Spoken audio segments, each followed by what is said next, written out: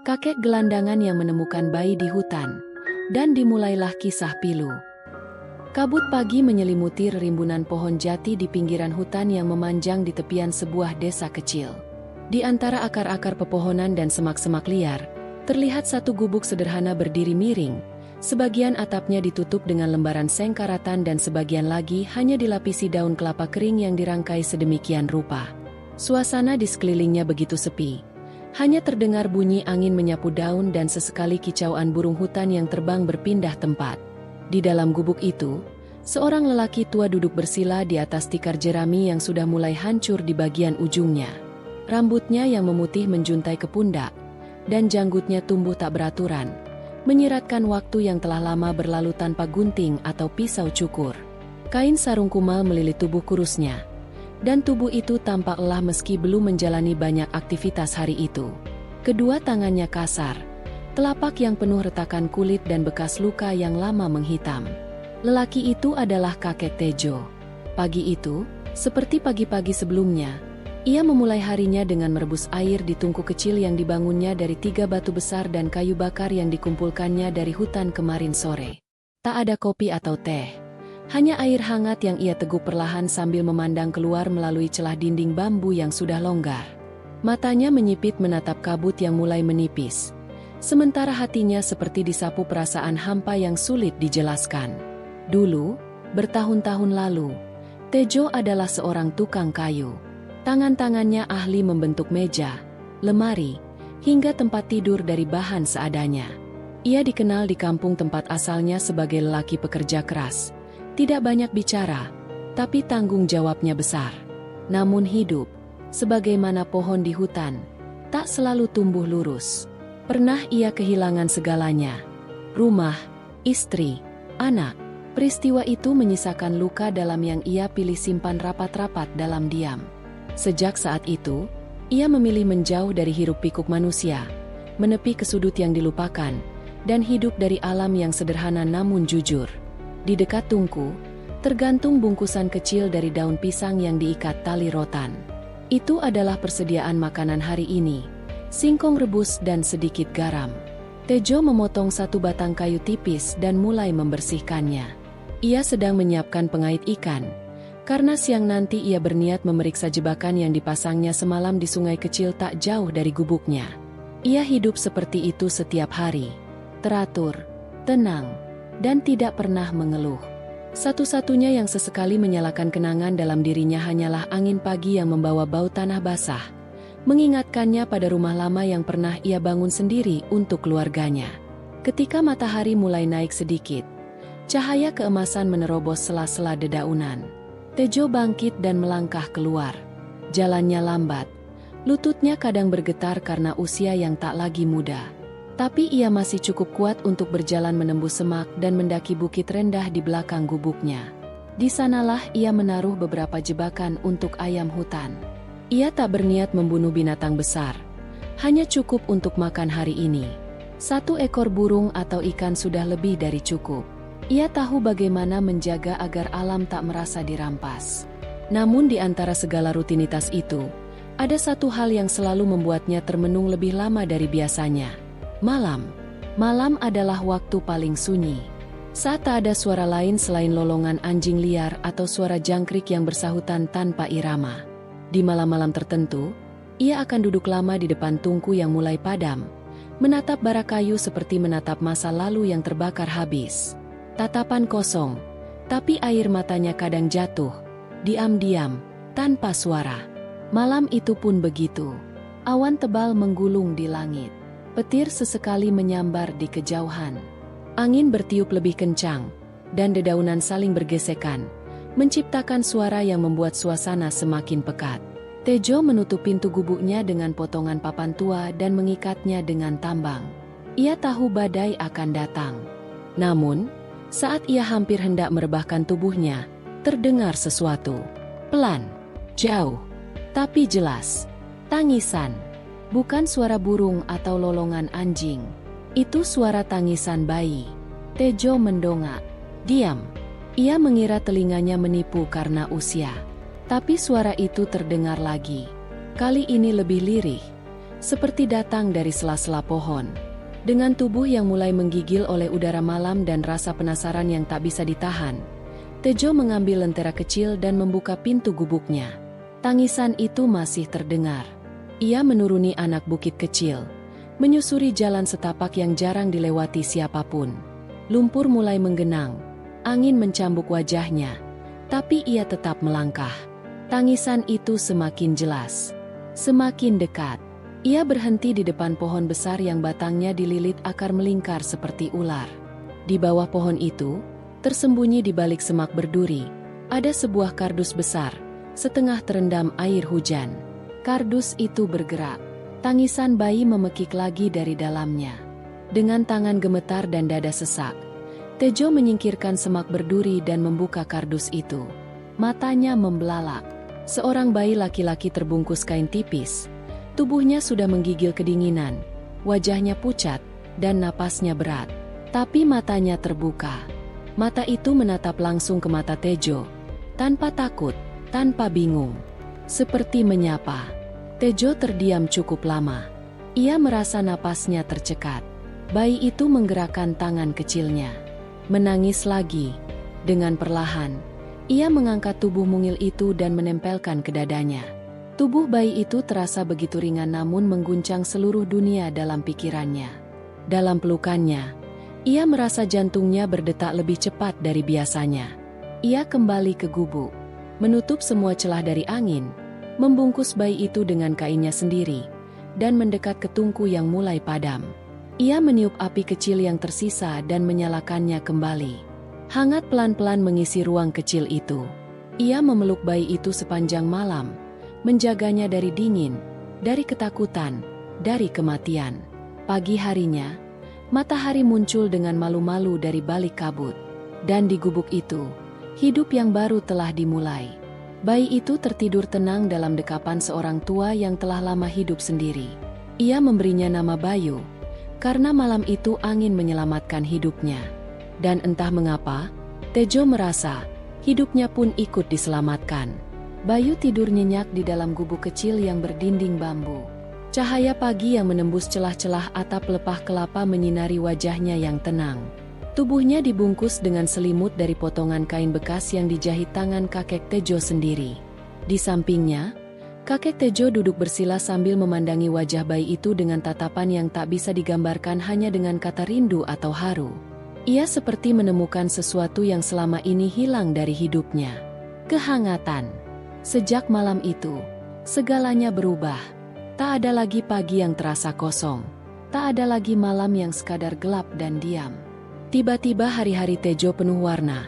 Walau gubuk itu tetap reot, walau perutnya tetap hanya terisi singkong rebus atau air kelapa, tapi kini setiap detik seperti punya arti. Setiap tangisan Bayu adalah panggilan, dan setiap senyum kecilnya adalah hadiah. Pagi itu Tejo menyiapkan air hangat dari daun serai dan jahe yang ia rebus di tungku. Air itu kemudian ia basuhkan perlahan ke tubuh Bayu dengan sepotong kain bersih yang ia jemur kemarin. Ia belajar merawat bayi dari naluri, bukan dari buku. Setiap gerakan dilakukan dengan penuh kehati-hatian. Seolah ia sedang mengukir kembali kepercayaannya terhadap dunia, melalui tubuh kecil yang kini jadi pusat semestanya. Sore harinya, Tejo pergi ke sungai untuk mengambil air dan memeriksa beberapa perangkap ikan buatannya. Hasilnya tak seberapa, tapi cukup untuk makan malam mereka. Ia menyalakan api, merebus air, lalu memotong daun singkong liar yang ia petik saat perjalanan pulang. Di sebelah tungku, Bayu diletakkan dalam ayunan anyaman yang digantung di antara dua tiang bambu. Ayunan itu sederhana tapi kokoh. Bayu tampak nyaman di sana, tertidur dengan tangan mungilnya menggenggam udara. Hari-hari berikutnya Tejo mulai menyesuaikan rutinitasnya. Ia tidak lagi bisa menjelajah hutan terlalu jauh. Setiap kali harus pergi mengambil kayu atau mencari buah-buahan, ia membawa Bayu dalam gendongan kain yang dililit di punggung. Ia membuatkan penutup dari daun lebar agar Bayu tak kepanasan atau kehujanan. Bahkan saat mengayuh sampan kecil di sungai untuk mencari ikan, Bayu ada bersamanya, dibaringkan dalam keranjang besar beralaskan daun pisang. Beberapa warga desa mulai memperhatikan perubahan itu. Kakek Tejo, yang selama ini dikenal pendiam dan menjauh dari pergaulan, kini sesekali datang ke pasar kecil membawa hasil kerajinannya. Sendok kayu, piring sederhana, mainan berbentuk binatang. Tak banyak yang membeli, tapi cukup untuk menukar beberapa kebutuhan bayi. Botol plastik bekas, kain sisa, bahkan garam dan gula. Namun tak semua pandangan itu ramah. Beberapa dari mereka mencibir, bertanya dalam hati, dari mana datangnya bayi itu? Anak siapa? Apakah ia menculiknya? Atau hanya mengadopsi untuk mendapatkan belas kasihan? Kecurigaan itu muncul dalam bisikan, tidak pernah langsung dilontarkan, tapi terasa di udara setiap kali Tejo lewat. Tejo sendiri tak terlalu peduli. Ia tahu siapa dirinya, dan ia tahu siapa Bayu. Anak itu bukan sekadar bayi yang ia temukan, tapi cahaya yang datang di saat hidupnya nyaris padam. Bukan belas kasihan yang ia cari, melainkan kesempatan untuk menebus sesuatu yang ia tak tahu pasti apa, tapi terasa begitu dalam. Bayu tumbuh cepat. Usianya baru beberapa bulan, tapi tubuhnya sudah mulai menunjukkan kekuatan. Ia sudah bisa mengangkat kepala sendiri, tertawa ketika digelitik, dan mengoceh dengan suara-suara yang membuat hati Tejo terasa seperti disiram embun pagi. Suatu pagi, saat Tejo sedang menumbuk beras menjadi bubur halus, Bayu mengangkat kedua tangannya, mencoba meraih wajah Tejo. Sentuhan kecil itu membuat mata Tejo basah. Tak ada yang tahu bahwa lelaki tua itu pernah kehilangan seorang anak berusia 5 tahun, puluhan tahun lalu, karena sakit yang tak sempat tertangani. Bayu, entah bagaimana, seperti membawa kembali kehangatan yang pernah hilang itu. Satu malam, hujan turun cukup deras. Gubuk kecil itu mulai bocor di beberapa sudut. Tejo menutup Bayu dengan lebih banyak kain, lalu bergegas memperbaiki bagian atap yang bocor dengan potongan daun kelapa kering yang masih tersisa. Meski tangan dan kakinya mulai basah kuyup, ia tetap tenang. Bayu diutamakan. Ia harus tetap hangat. Usai memperbaiki atap, Tejo duduk kembali di dekat api. Bayu menggeliat, lalu menangis. Tejo cepat menggendongnya, membisikkan pelan di telinganya, menyanyikan lagu lama yang pernah ia nyanyikan bertahun-tahun lalu. Lagu itu dulu untuk anak kandungnya. Kini, dinyanyikan lagi, untuk Bayu. Dan malam itu, untuk pertama kalinya, Bayu tertidur tanpa menangis lama. Pagi-pagi berikutnya, kakek Tejo mulai membangun sesuatu di belakang gubuk. Sebuah ruang kecil dari potongan bambu, beratapkan pelepah kelapa, dan dialasi tikar anyaman. Tempat itu dibuat untuk Bayu belajar merangkak dan kelak berjalan. Ia ingin Bayu punya ruang untuk tumbuh. Di dinding ruang kecil itu, ia menggantung benda-benda berwarna dari daun, kayu, dan kulit buah. Mainan buatan tangannya sendiri. Ada burung, gajah, dan bintang-bintang. Meski sederhana, tempat itu terasa hangat. Seperti surga kecil yang lahir dari kerja keras dan cinta diam-diam seorang lelaki tua yang selama ini hanya dikenal sebagai gelandangan hutan. Di tengah kesunyian hutan, di bawah cahaya bulan yang pelan-pelan naik dari balik pegunungan, Bayu tertidur dengan damai. Di luar, kakek Tejo masih duduk di atas tikar, memandangi langit. Tak ada bintang malam itu, tapi cahaya tetap ada di dalam gubuknya. Matahari mulai naik di langit timur, menyibak kabut pagi yang tipis. Suara dedaunan berbisik disapu angin lembut, menari pelan di antara cahaya yang jatuh seperti benang keemasan dari sela dahan pohon. Di dalam gubuk sederhana yang berdiri tak jauh dari aliran sungai kecil, Bayu duduk di pangkuan kakek Tejo. Tangannya menggenggam sendok kayu kecil, buatan tangan kakeknya sendiri. Bayu kini sudah berusia sekitar 1 tahun lebih. Tubuhnya sehat, pipinya bulat, dan matanya menyala dengan rasa ingin tahu yang besar. Kakek Tejo menyuapkan bubur ubi halus yang dimasaknya pagi itu. Bayu makan dengan lahap, sesekali menggumam sambil menunjuk-nunjuk ke arah luar. Ia suka duduk di dekat pintu gubuk, memandang alam yang selalu berubah setiap hari. Burung-burung datang silih berganti, suara aliran sungai terdengar tak henti, dan sesekali rusa liar melintas di kejauhan. Setelah selesai makan, Tejo membersihkan wajah Bayu dengan kain hangat yang dicelup ke dalam baskom air rebusan daun sirih. Ia selalu menjaga kebersihan Bayu dengan teliti, bahkan lebih teliti dibanding dirinya sendiri. Baginya, Bayu adalah cahaya dan alasan untuk bertahan lebih lama di dunia. Hari itu, Tejo berniat pergi lebih jauh dari biasanya.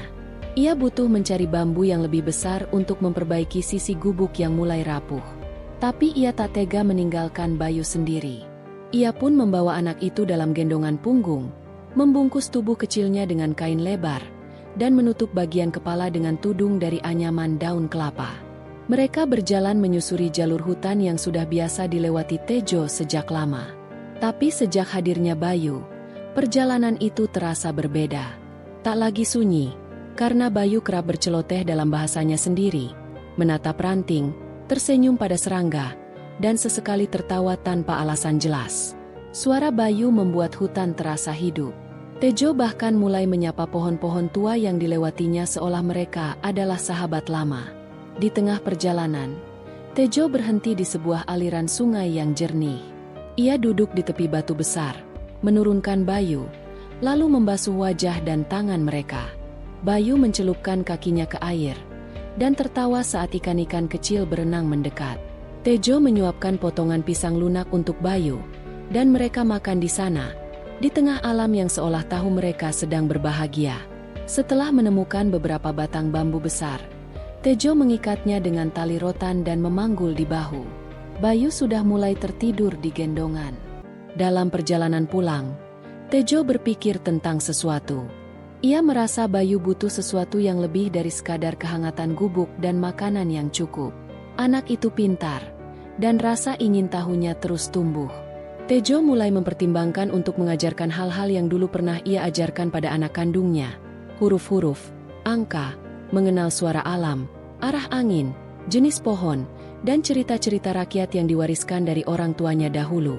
Sesampainya di gubuk, Bayu dipindahkan ke ayunan dan ditutupi selimut tipis. Tejo kemudian mulai mengatur bambu-bambu dan memperbaiki sisi gubuk yang miring. Tangannya masih lihai, meski sudah tua. Ia mengikat dengan hati-hati, mengukur dengan mata, dan menyesuaikan potongan seperti seorang tukang kayu sejati.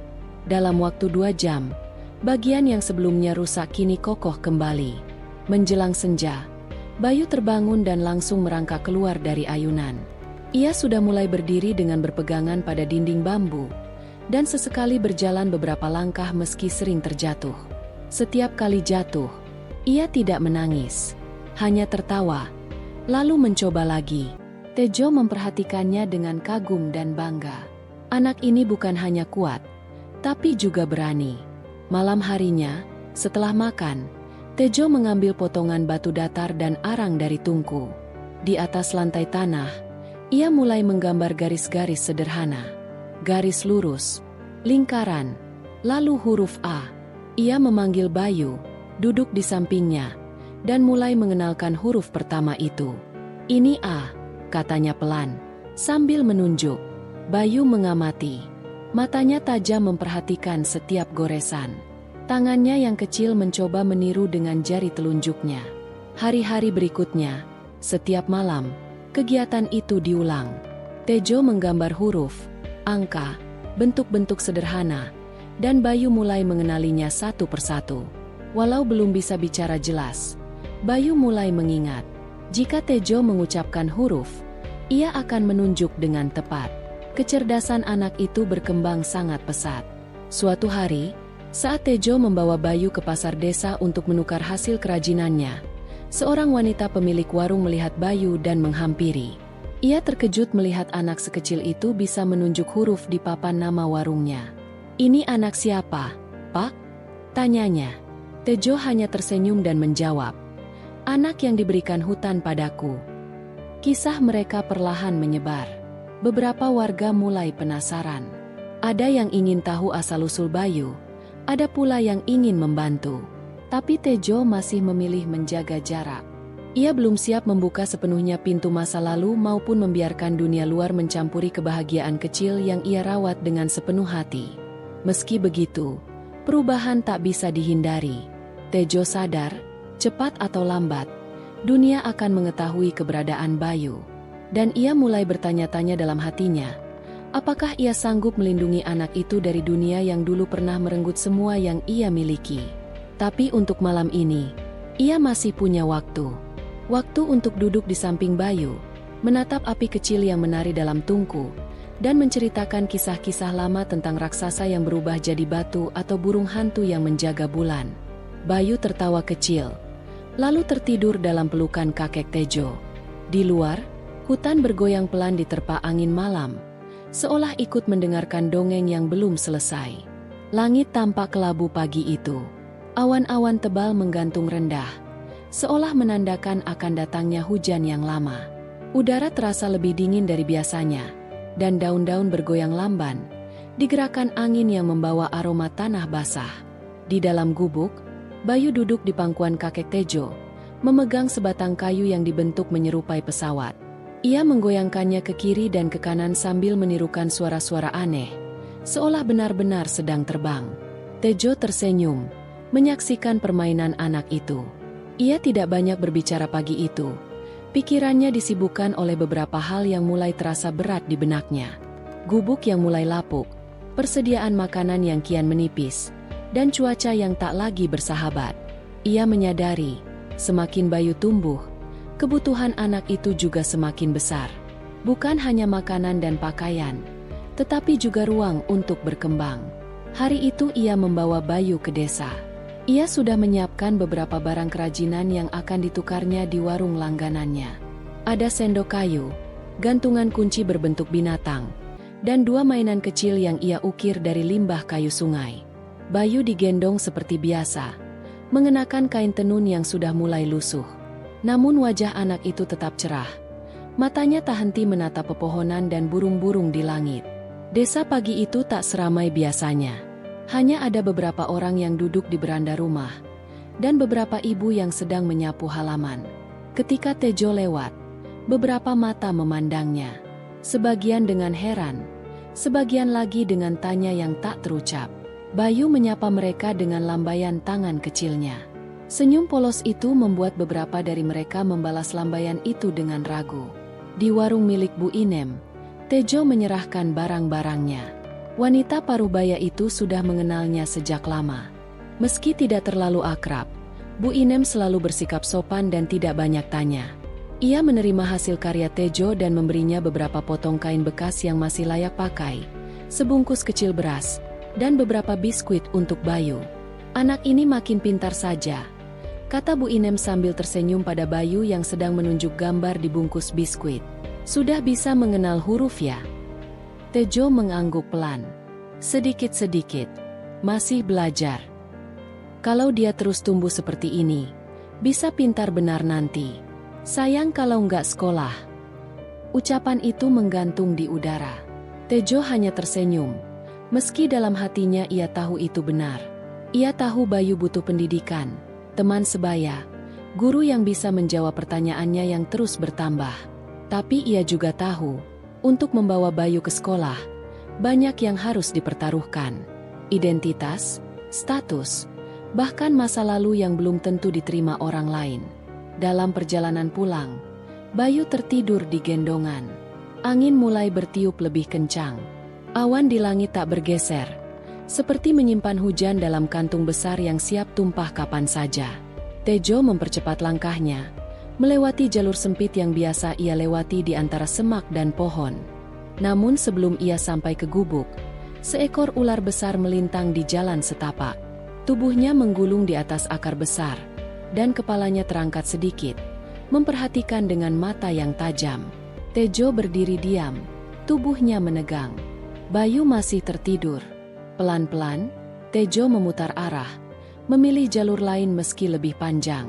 Ia tak ingin mengambil risiko. Jalan yang ia pilih ternyata licin.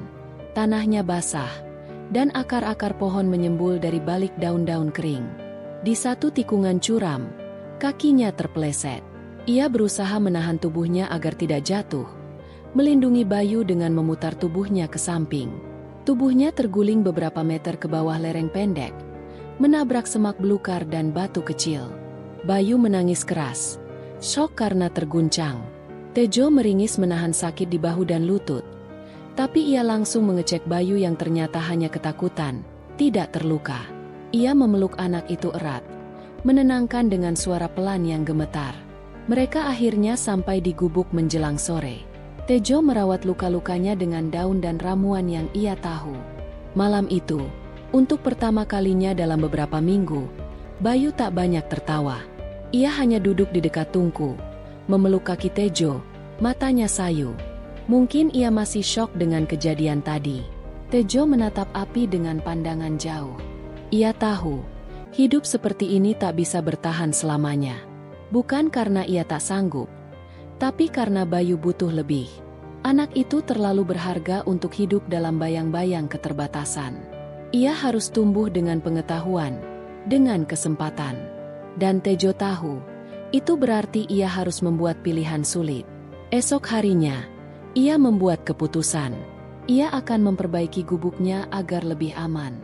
Membuat pagar sederhana dari batang bambu, memperkuat tiang utama, dan menyusun batu di sekitar pondasi agar tidak mudah longsor saat hujan turun. Bayu membantunya dengan cara-cara kecil, mengumpulkan daun, membawa batu kecil, dan sesekali menyeka keringat di wajah Tejo dengan ujung bajunya. Minggu itu, cuaca tak menentu, hujan datang dan pergi. Tapi Tejo tetap bekerja. Ia tahu, sebentar lagi Bayu akan butuh pakaian hangat dan selimut baru.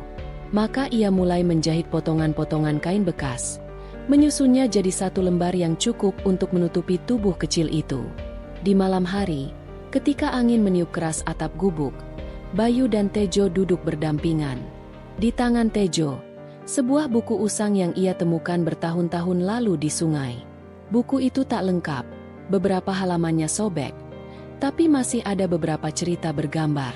Ia menunjukkan gambar-gambar itu pada Bayu, menceritakan kisah-kisah yang ia karang sendiri dari gambar yang tersisa. Bayu mendengarkan dengan penuh perhatian, matanya berbinar-binar.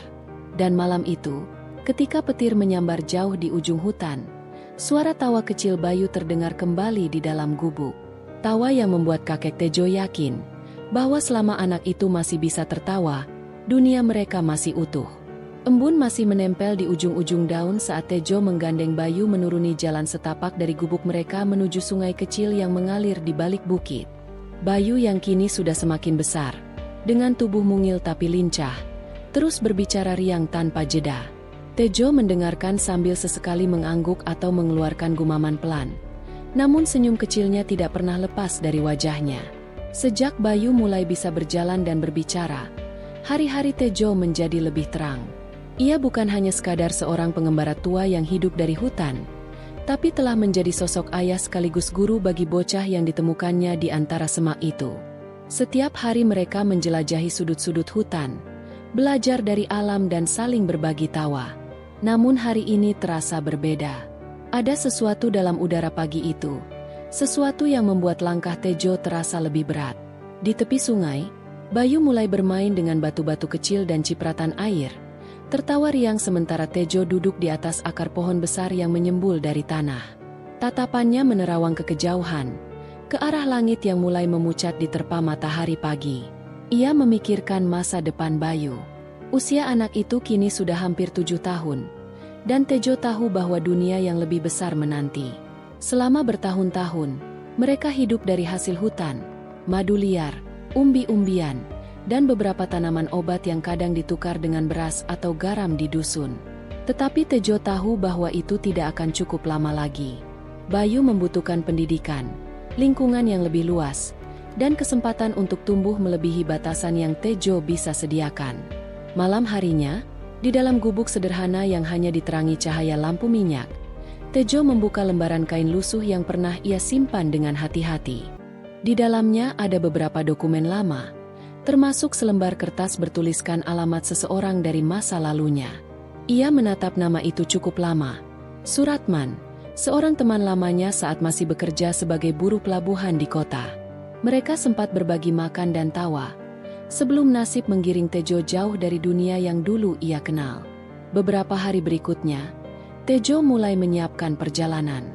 Ia tak langsung memberitahu Bayu tujuan pastinya, hanya berkata bahwa mereka akan berjalan agak jauh untuk bertemu seseorang. Bayu tentu senang, Baginya semua perjalanan bersama Tejo adalah petualangan. Namun di balik keceriaan Bayu, Tejo menyimpan kegelisahan. Mereka menempuh jalan hutan yang cukup panjang, menyeberangi jembatan bambu yang rapuh dan melintasi jalanan tanah yang becek setelah hujan semalam. Di tengah perjalanan, mereka sempat beristirahat di sebuah gubuk bekas pemburu. Tejo membuat api kecil untuk menghangatkan tubuh mereka, sementara Bayu tertidur di pangkuannya. Saat itu, Tejo menyadari betapa dalam kasih sayangnya pada anak itu. Ia bukan lagi sekadar bocah yang ia selamatkan.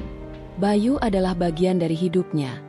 Darah yang tak lahir dari tubuhnya tapi mengalir erat di jiwanya. Beberapa hari kemudian mereka tiba di pinggiran kota kecil. Suasana ramai, kendaraan lalu lalang, dan suara bising yang sudah lama tidak didengar Tejo membuatnya agak kikuk. Bayu tampak takjub melihat bangunan bertingkat dan lampu jalan yang menyala bahkan saat siang belum sempurna padam. Mereka menumpang bermalam di musala kecil. Tidur beralaskan tikar tipis dengan suara adzan malam sebagai pengantar tidur. Pagi harinya, Tejo menuntun Bayu ke sebuah rumah tua bercat biru muda yang mulai pudar. Di pagar besinya terpasang papan nama kecil bertuliskan, Suratman, tukang kayu dan ukir. Tejo menarik napas panjang, lalu mengetuk pagar perlahan. Tak lama, pintu terbuka dan keluarlah seorang lelaki bertubuh besar, dengan janggut yang sudah mulai memutih.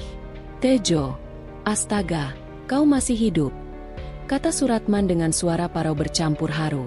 Mereka berpelukan sebentar. Bayu hanya menatap keduanya dengan bingung namun tenang.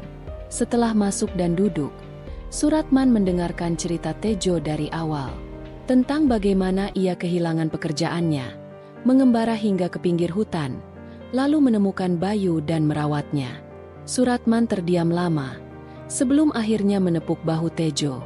Kau bukan hanya menyelamatkan anak ini, Jo. Kau menyelamatkan dirimu sendiri. Dan sekarang, mungkin sudah saatnya dia punya jalan yang lebih besar. Tejo mengangguk pelan, dan tatapannya jatuh pada Bayu yang sedang bermain dengan serutan kayu di sudut bengkel. Hari-hari selanjutnya mereka tinggal di rumah Suratman sementara waktu. Bayu diperkenalkan dengan anak-anak di sekitar sana, mulai belajar membaca huruf, mengenal angka, dan bahkan masuk sekolah rakyat yang tak jauh dari bengkel. Setiap malam, Bayu akan menceritakan apa saja yang ia pelajari pada Tejo, dan mata Tejo selalu berbinar mendengarnya. Meski hidup mereka kini lebih mudah, Tejo tetap merasa ada jarak yang mulai terbentuk. Bayu mulai mengenal dunia yang lebih besar, dan Tejo tahu suatu hari nanti anak itu akan melangkah ke arah yang tak bisa lagi ia jangkau. Tapi ia tak takut. Ia hanya ingin menyiapkan Bayu sebaik mungkin. Dalam diamnya, Tejo berjanji pada dirinya sendiri bahwa selama ia masih bernapas, ia akan terus berada di samping anak itu, memberi yang terbaik dari hidup yang dulu hampir tak tersisa. Dan saat waktunya tiba, ia akan melepas Bayu bukan dengan berat hati, tapi dengan bangga, karena tahu bahwa benih kecil yang ia temukan di hutan itu telah tumbuh menjadi pohon yang kuat dan siap menghadapi dunia. Malam itu, saat bulan menggantung rendah di langit kota, Tejo menatap wajah Bayu yang tertidur di sebelahnya. Ia menyentuh kepala anak itu perlahan, lalu berbisik, "Apapun yang terjadi, Nak, kakek selalu bersamamu. Selalu."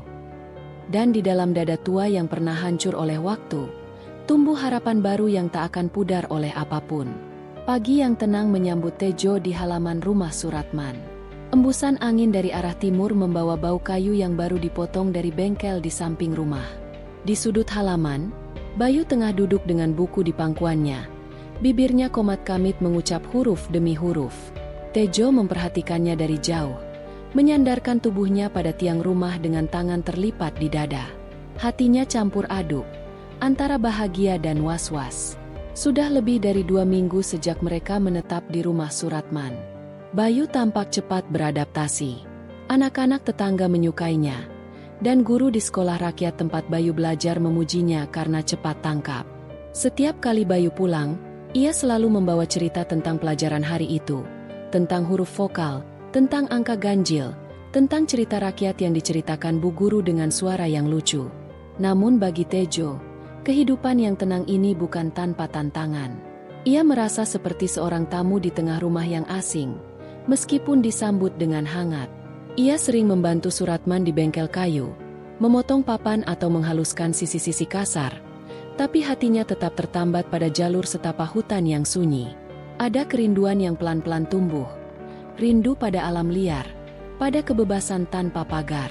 Sore itu, Suratman mengajaknya duduk di teras setelah makan malam. Angin bertiup pelan, dan suara jangkrik mulai mengisi celah-celah malam. "Jo," kata Suratman pelan, "aku tahu kau belum sepenuhnya nyaman di sini. Tapi lihat Bayu.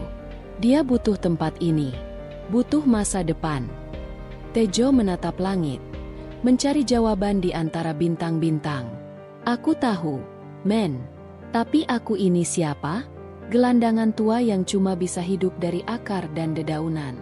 Dunia ini kadang terasa terlalu rapi buatku." Suratman terdiam sejenak, lalu menepuk bahu Tejo. "Kau lebih dari itu. Bayu melihatmu sebagai rumah. Dan kalau kau merasa tak layak, ingat saja, banyak anak di luar sana tak punya satupun tangan yang menggandeng mereka saat jatuh. Bayu punya 2 tangan, kedua-duanya milikmu." Kata-kata itu meresap pelan dalam hati Tejo. Malam itu ia tidur dengan mata terbuka lama, memikirkan arah yang kini mereka tuju. Keesokan harinya, ia mengantar Bayu ke sekolah, lalu memilih duduk di pinggir jalan dekat taman kota. Dari sana, ia mengamati kehidupan kota. Orang-orang berlarian, tukang sayur mendorong gerobak, dan anak-anak berseragam biru berjalan sambil bersenda gurau.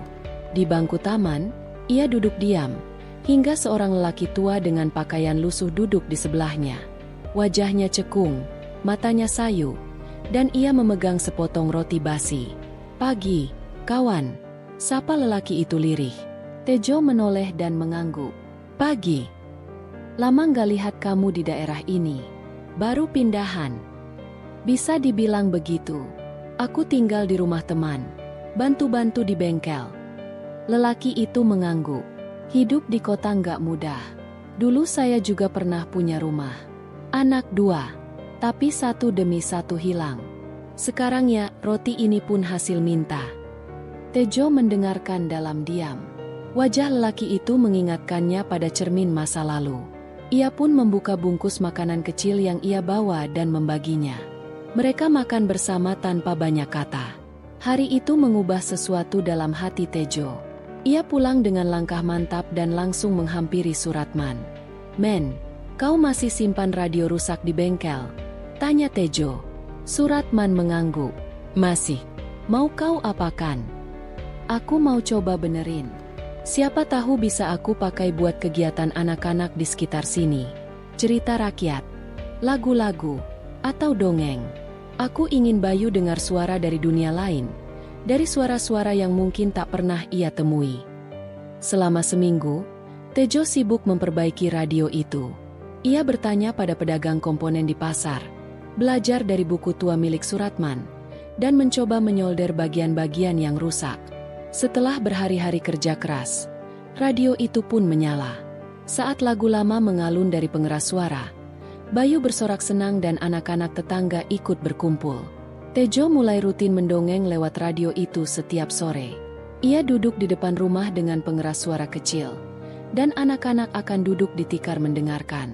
Ceritanya bukan sekadar dongeng, tapi kisah tentang nilai, tentang keberanian, tentang kejujuran. Bayu pun menjadi bagian dari semua itu. Duduk paling depan dengan mata berbinar. Kegiatan itu membuat Tejo merasa hidup kembali.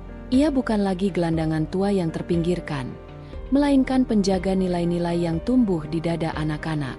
Ia merasa seperti petani yang menanam benih harapan.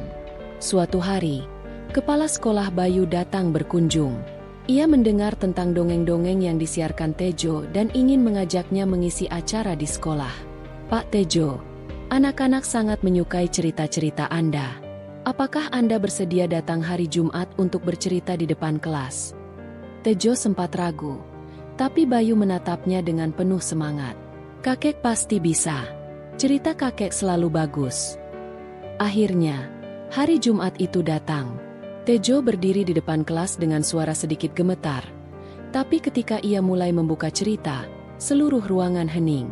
Anak-anak menyimak, tertawa, dan bahkan meneteskan air mata. Guru-guru ikut kagum, dan sejak hari itu, Tejo diundang rutin ke sekolah sebagai pendongeng tamu. Bayu semakin bersemangat belajar. Ia rajin menulis cerita sendiri, kadang mempersembahkan dongeng kecil di depan teman-temannya. Tejo tahu bahwa benih itu sudah mulai tumbuh, dan hatinya terasa lebih ringan. Suatu malam, saat mereka duduk berdua di teras, Bayu bertanya, "Kakek, apa aku bisa jadi orang hebat suatu hari nanti?" Tejo menatap langit yang bertabur bintang. "Bukan soal bisa atau tidak, Bayu. Kau hanya perlu percaya dan terus berjalan. Jangan takut salah, jangan takut jatuh. Yang penting kau bangkit lagi." Bayu mengangguk pelan, lalu menyandarkan kepalanya di bahu Tejo. Dan di malam yang sunyi itu, masa depan terasa tidak terlalu jauh. Karena di antara mereka, sudah ada harapan yang menyala. Tak pernah padam meski dunia berubah secepat angin. Dan Tejo, si gelandangan yang dulu tersesat di hutan, kini telah menemukan rumah sejatinya. Dalam senyum Bayu, dalam mata anak-anak yang mendengarkan, dan dalam suara kecil yang berkata, "Terima kasih, kakek." Pagi itu, matahari menyembul perlahan di balik atap-atap rumah warga, membasuh kampung kecil itu dengan sinar keemasan yang hangat. Udara segar dan embusan angin yang ringan membuat pagi terasa begitu damai. Tejo duduk di tangga depan rumah Suratman, memandangi halaman yang mulai dipenuhi aktivitas pagi. Bayu masih tidur di dalam kamar, lelah setelah seharian penuh kegiatan di sekolah kemarin dan bermain bersama anak-anak tetangga. Suara burung gereja di pohon jambu belakang rumah menjadi latar alami yang menemani lamunan Tejo. Ia menatap ke kejauhan, menyaksikan langit yang berangsur berubah dari oranye pucat menjadi biru terang. Seiring waktu berlalu, ia merasakan hidup yang perlahan-lahan kembali memiliki bentuk. Hari-hari yang sebelumnya hampa, kini dipenuhi rutinitas kecil yang bermakna. Beberapa menit kemudian, Bayu keluar dari kamar dengan rambut masih acak-acakan. Ia menguap lebar sambil menggosok matanya. Melihat Tejo duduk sendiri, ia menghampiri dan duduk di sampingnya. "Pagi, Kek," ucap Bayu dengan suara serak anak-anak yang baru bangun. Tejo menoleh dan tersenyum. "Pagi, Nak. Tidurmu nyenyak?" Bayu mengangguk. "Nyenyak banget. Mimpiku bagus. Aku mimpi bisa naik pesawat terbang. Terus aku lihat hutan dari atas, kayak hamparan permadani hijau." Tejo mengangguk pelan. Ia pernah melihat hutan dari ketinggian. Dulu, ketika tanpa sengaja menumpang truk logistik yang melewati tebing curam. Pemandangan itu menancap di ingatannya, seperti lukisan hidup yang tak bisa dihapus. Setelah sarapan bersama, Bayu bersiap pergi ke sekolah. Ia mengenakan seragam biru tua dan membawa tas kecil berisi buku-buku tulis yang sudah mulai penuh dengan tulisan dan gambar. Tejo mengantarnya hingga ke gerbang, melambai dengan senyum bangga saat Bayu berjalan beriringan dengan teman-temannya. Tejo kembali ke rumah dan langsung menuju bengkel di samping. Suratman sudah sibuk dengan palu dan gergajinya. Tumpukan papan dan kayu yang menunggu dirakit menjadi kursi atau meja memenuhi sebagian besar ruangan. "Pagi, Jo," sapa Suratman tanpa menoleh. "Pagi, Men. Kau butuh bantuanku hari ini?" "Selalu," jawab Suratman sambil terkekeh. "Tapi nanti siang ada acara di balai warga. Katanya ada tamu dari kota yang mau kunjungi kampung ini. Kepala desa minta semua warga ikut kumpul." Tejo mengangguk. Ia tak begitu suka keramaian, tapi ia tahu pentingnya hadir sebagai bagian dari masyarakat. Sejak datang dan tinggal di rumah Suratman, ia berusaha menyesuaikan diri, bukan hanya untuk dirinya, tapi demi Bayu yang kini punya masa depan di kampung itu. Siang harinya, balai warga dipenuhi penduduk. Anak-anak bermain di halaman, para ibu membawa jajanan, dan para bapak berbicara satu sama lain sambil merokok atau menyandarkan tubuh di dinding. Tejo berdiri di belakang, tak ingin terlalu menonjol. Tamu dari kota ternyata adalah sekelompok relawan pendidikan dari universitas. Mereka membawa buku-buku, alat tulis, dan perlengkapan belajar. Tujuannya untuk mendukung anak-anak desa dalam pendidikan. Salah satu dari mereka adalah perempuan muda bernama Laila, berambut panjang dan ramah senyum. Ia memperkenalkan diri sebagai koordinator program.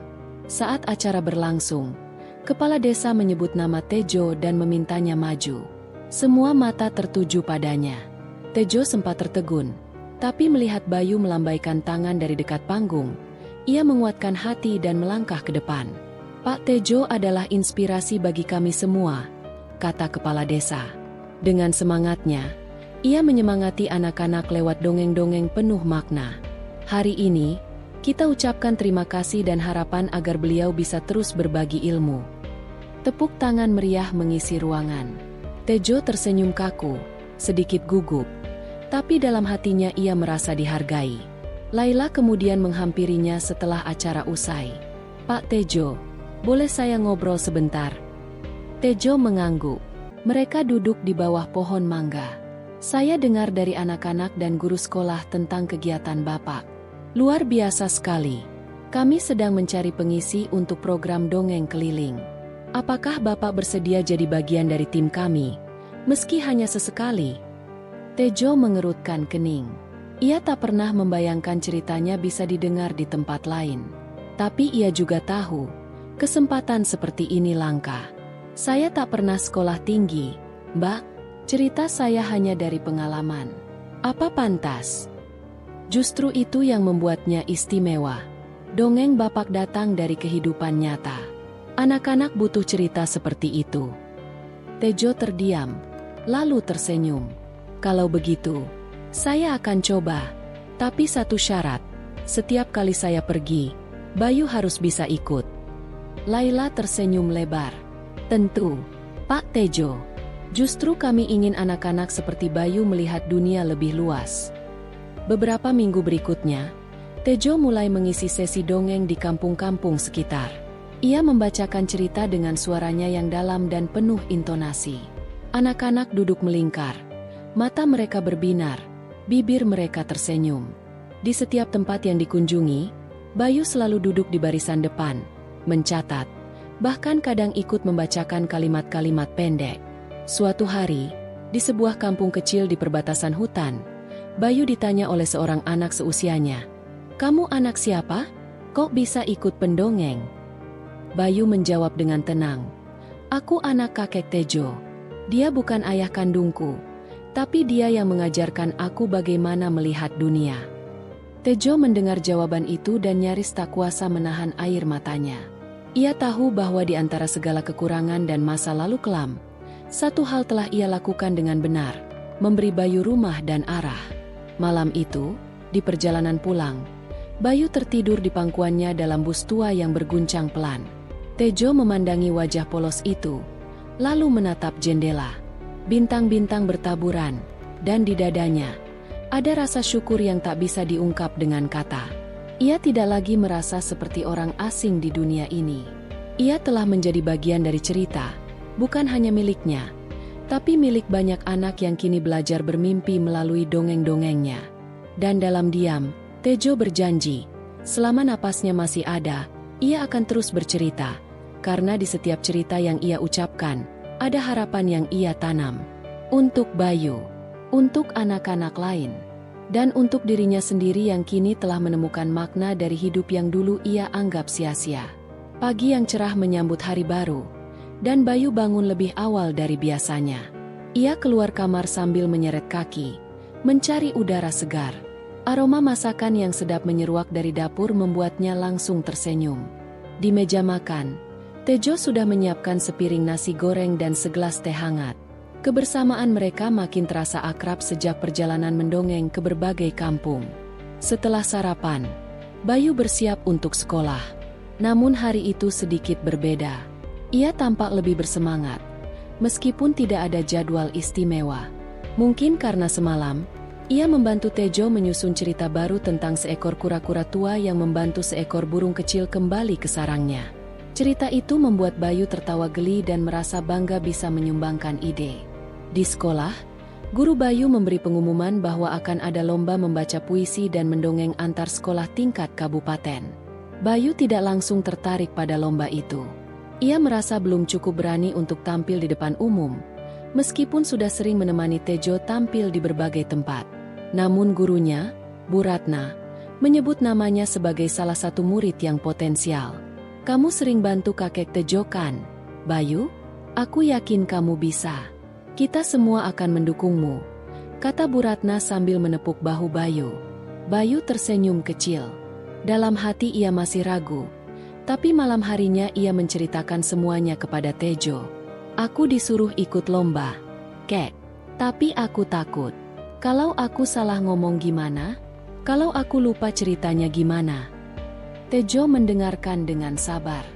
Di tangannya ada buku catatan kecil berisi coretan cerita-cerita yang pernah mereka tulis bersama.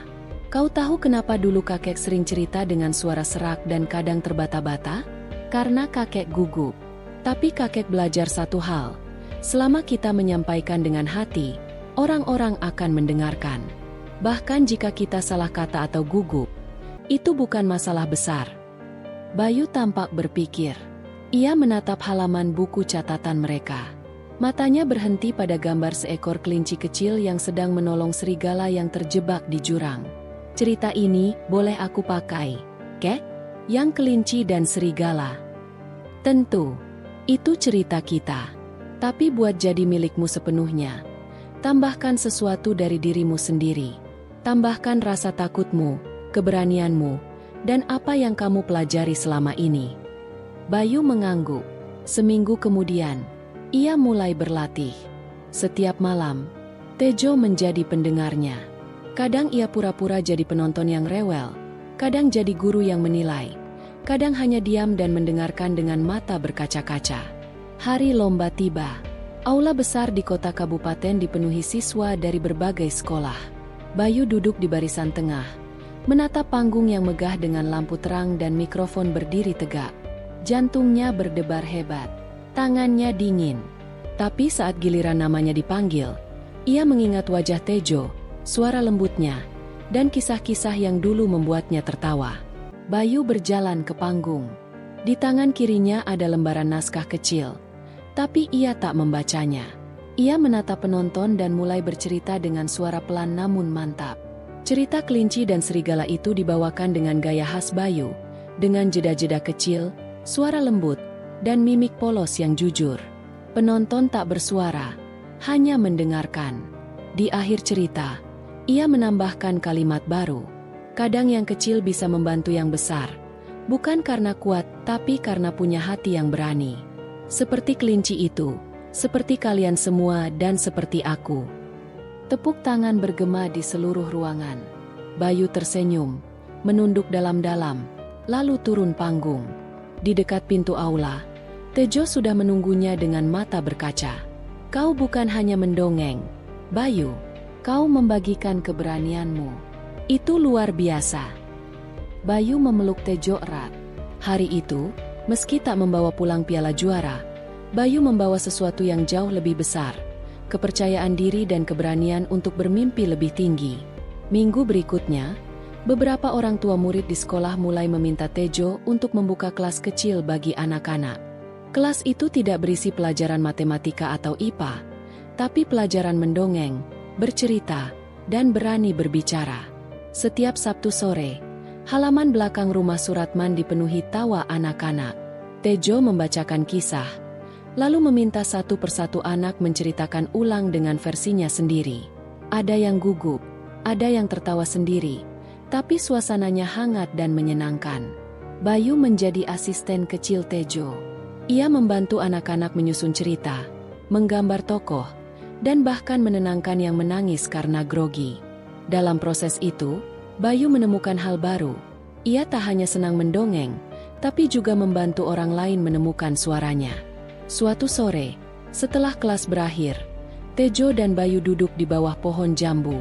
Kek, kata Bayu, kalau aku besar nanti, aku mau buat tempat belajar buat anak-anak yang gak bisa sekolah. Di tempat itu, semua anak boleh cerita, boleh menggambar, boleh nyanyi, tapi gak ada yang boleh saling ejek. Tejo tersenyum lebar. Itu cita-cita yang indah, Bayu. Kakek yakin kau bisa mewujudkannya. Bayu menatap langit yang mulai jingga.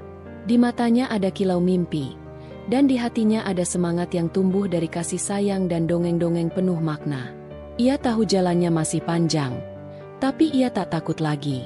Karena kini, ia tahu, setiap cerita yang ia ucapkan bukan hanya dongeng, tapi jembatan menuju masa depan.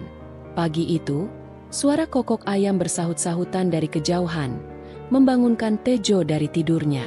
Udara masih dingin, embun belum benar-benar menguap dari dedaunan. Di sisi lain gubuk sederhana itu, Bayu masih terlelap, memeluk bantal kecil hadiah dari kepala desa setahun lalu. Tejo duduk di pinggir ranjang, menarik napas dalam-dalam sambil memandangi anak itu. Banyak yang berubah sejak hari pertama mereka bertemu di tengah hutan. Dulu ia hanyalah seorang gelandangan yang menyendiri. Kini ia adalah seseorang yang menjadi panutan bagi anak-anak. Hari itu, Tejo mendapat undangan dari sebuah sekolah dasar di desa tetangga untuk mengisi kelas dongeng.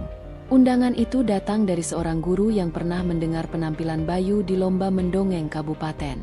Guru itu begitu tersentuh oleh cara Bayu menyampaikan kisahnya, dan ingin anak-anak di sekolahnya merasakan hal yang sama. "Bayu, bangun nak, kita harus bersiap," ucap Tejo pelan sambil menggoyangkan bahu Bayu. Bayu membuka matanya perlahan. "Kita mau kemana, Kek?" "Ke sekolah Pak Darto, di desa seberang. Mereka ingin kita datang bercerita." Bayu langsung bangun dan tersenyum lebar. Ia suka perjalanan seperti ini, bukan hanya karena mereka bisa berjalan bersama, tapi juga karena ia akan bertemu anak-anak baru, tempat baru, dan suasana yang membuatnya semangat. Mereka berangkat dengan sepeda tua milik Pak Suratman, yang sudah mereka rawat bersama. Jalanan menuju desa itu tidak mudah. Beberapa tanjakan harus dilalui sambil menuntun sepeda, melewati hutan bambu yang cukup rimbun, dan satu jembatan gantung yang mengayun ringan saat diinjak. Sesampainya di sekolah, mereka disambut dengan hangat. Murid-murid sudah duduk di aula kecil. Sebagian membawa bantal untuk duduk lebih nyaman. Guru-guru menyambut Tejo dan Bayu dengan teh manis dan pisang goreng hangat. "Anak-anak sudah tak sabar mendengar cerita dari kalian," kata Pak Darto.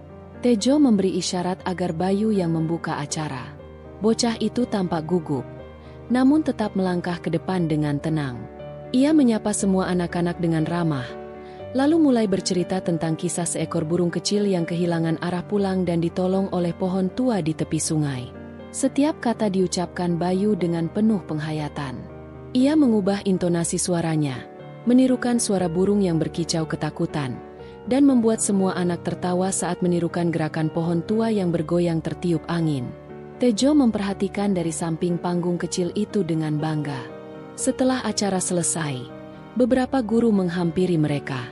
Seorang ibu guru berkacamata bertanya pada Tejo, "Apakah kalian punya jadwal tetap mengajar di desa ini?" "Belum, Bu. Kami biasanya datang kalau diundang. Tapi kalau ibu ingin membuat kelas, kami bisa bantu." Percakapan itu menjadi awal dari sebuah perubahan. Desa demi desa mulai mengenal nama Tejo dan Bayu. Mereka mulai dijadwalkan rutin mengunjungi sekolah, taman baca, bahkan tempat penitipan anak. Mereka bukan hanya pendongeng keliling, tapi juga motivator kecil bagi anak-anak yang kurang percaya diri. Di sisi lain, Bayu mengalami sesuatu yang perlahan tumbuh dalam dirinya, kecintaan terhadap pendidikan. Ia mulai membaca lebih banyak buku, dari cerita rakyat, fabel, hingga dongeng klasik. Ia belajar menyusun cerita sendiri, mencampur pengalaman pribadi dengan imajinasi. Suatu malam, setelah kembali dari kunjungan, Bayu duduk bersama Tejo di bawah lampu minyak. "Kek, kalau kita buat buku cerita sendiri, bisa nggak? Cerita yang kita tulis, lalu dicetak dan dibagikan ke anak-anak yang nggak punya buku." Tejo menatap cucunya dengan kagum. Ide itu tidak main-main. Ia tahu, menulis dan mencetak buku butuh biaya. Tapi semangat Bayu membuatnya percaya bahwa mereka bisa mencari jalan. Mereka mulai menuliskan cerita-cerita itu ke dalam buku tulis. Bayu menggambar sendiri ilustrasinya. Tejo membantu menyusun kata dan memperbaiki alur. Dalam waktu 2 bulan, mereka sudah menyelesaikan 5 cerita lengkap.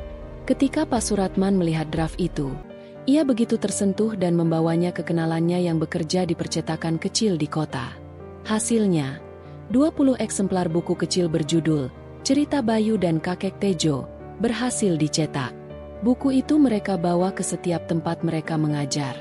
Anak-anak yang paling rajin dan berani tampil diberi hadiah 1 eksemplar. Beberapa orang tua bahkan mulai menyumbang agar buku itu bisa terus dicetak dan dibagikan.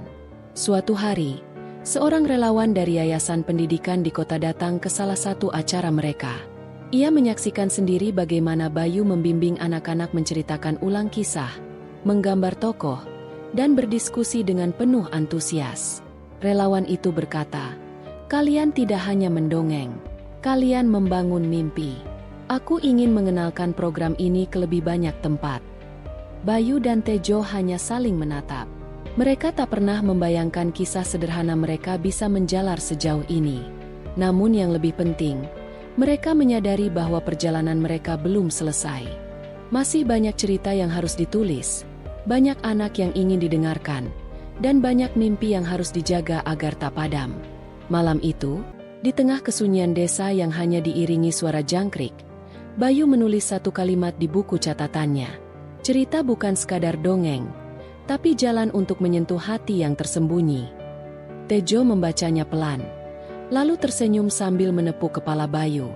Mereka tahu, esok akan ada tempat baru yang harus mereka kunjungi, anak baru yang akan mereka temui, dan cerita baru yang siap mereka tuliskan bersama. Langit pagi begitu jernih ketika Tejo dan Bayu bersiap memulai hari. Di depan gubuk kecil mereka, angin membawa aroma tanah basah dan bunga liar yang mekar di sekitar halaman. Sepeda tua yang biasa mereka gunakan sudah dipoles sejak semalam.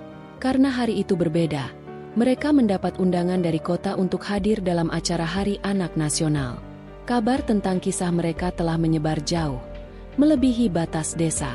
Cerita tentang seorang kakek gelandangan yang merawat bayi yang ditemukan di hutan hingga tumbuh menjadi bocah inspiratif, telah menyentuh hati banyak orang. Undangan dari Kementerian Pendidikan pun datang lewat Pak Suratman, yang dengan mata berkaca-kaca membacakannya kepada mereka 2 minggu sebelumnya. "Kek, ini sungguhan? Kita diundang ke Jakarta?" tanya Bayu dengan mata berbinar saat pertama kali membaca surat itu. "Iya, Bayu.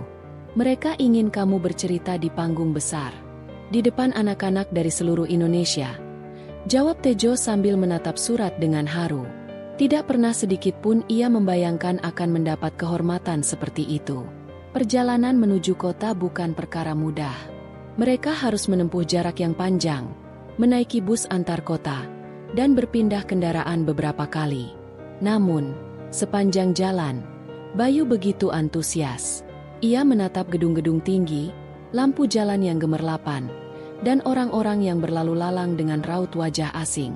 Mereka menginap di rumah singgah yang disediakan oleh panitia. Bayu mendapatkan pakaian baru, sepatu yang pas, dan buku catatan bergambar Garuda yang segera ia isi dengan coretan tentang perjalanannya. Di hari acara, Bayu mengenakan batik kecil berwarna biru. Tejo berdiri di sampingnya, memakai kemeja putih bersih dan peci hitam yang sudah lama disimpan. Aula tempat acara berlangsung penuh dengan anak-anak dari berbagai daerah. Semua dengan pakaian khas mereka, membawa cerita masing-masing. Ketika nama Bayu dipanggil, seluruh ruangan hening. Bocah itu melangkah ke atas panggung, menggenggam mik dengan tangan mungilnya yang sedikit gemetar, lalu mulai bercerita. "Dulu, aku ditemukan di hutan. Aku tidak tahu siapa orang tuaku. Tapi aku punya seorang kakek yang sangat baik. Namanya Kakek Tejo." Bayu melanjutkan cerita itu dengan jernih. Tentang malam-malam dingin, tentang bubur jagung pertama, tentang gubuk reot yang berubah menjadi rumah. Ia menceritakan bagaimana ia mulai membaca, menulis, dan akhirnya mendongeng di sekolah-sekolah desa. Ia tidak berusaha membuatnya dramatis. Ia hanya menyampaikan apa adanya, dan itulah yang membuat semua hadirin terpaku. Setelah ia selesai, gemuruh tepuk tangan memenuhi ruangan. Bahkan beberapa pejabat yang hadir terlihat mengusap sudut mata mereka. Seorang ibu dari kementerian mendekati Tejo setelah acara dan memeluknya tanpa banyak kata. Lalu ia berkata, "Pak Tejo, kami ingin memberikan beasiswa penuh kepada Bayu, dari SD sampai kuliah. Kami juga ingin membangun rumah baca di desa Anda." Tejo tak sanggup berkata-kata. Matanya hanya berkaca-kaca. Bayu memegang tangannya, seolah ingin memastikan bahwa itu bukan mimpi. Setahun kemudian, gubuk reot mereka telah berubah menjadi rumah sederhana yang layak. Di sampingnya berdiri rumah baca kecil bernama Pondok Cerita Bayu. Setiap sore, anak-anak desa datang membaca, mendongeng, dan belajar menulis cerita. Bayu kini sudah duduk di bangku SMP, menjadi fasilitator muda di rumah baca itu, dibimbing oleh relawan yang datang bergantian dari kota. Tejo tak lagi dianggap gelandangan. Ia menjadi sosok yang dihormati, sering diminta memberi motivasi kepada orang tua lain di desa tentang pentingnya kasih sayang, bahkan dalam kesulitan. Ia selalu berkata, cinta bukan soal punya apa, tapi soal mau memberi apa. Pada suatu sore, saat matahari hampir tenggelam, Tejo dan Bayu duduk di teras rumah mereka, menatap halaman tempat anak-anak tertawa bersama. "Bayu," kata Tejo pelan, "hidupmu sudah jauh lebih baik dari hidup kakek dulu. Tapi ingat, sehebat apapun kamu nanti, jangan lupakan dari mana kamu berasal." Bayu mengangguk. "Aku nggak akan lupa, Kek. Karena kalau bukan karena kakek, aku mungkin nggak pernah tahu apa itu rumah." Di senja yang tenang itu, burung-burung kembali ke sarangnya. Di balik perbukitan, lampu-lampu mulai menyala satu demi satu. Dan di sebuah rumah kecil di pinggir desa, kisah cinta yang tumbuh di hutan telah menjelma jadi cahaya untuk banyak orang. Mereka tidak hanya selamat dari gelapnya masa lalu, tapi juga berhasil menyalakan pelita bagi masa depan. Dan begitulah, perjalanan seorang kakek gelandangan dan bayi hutan yang dipungutnya, menemukan arti keluarga, pendidikan, dan harapan. Sebuah akhir bahagia, bukan karena mereka memiliki segalanya, tapi karena mereka telah berbagi segalanya.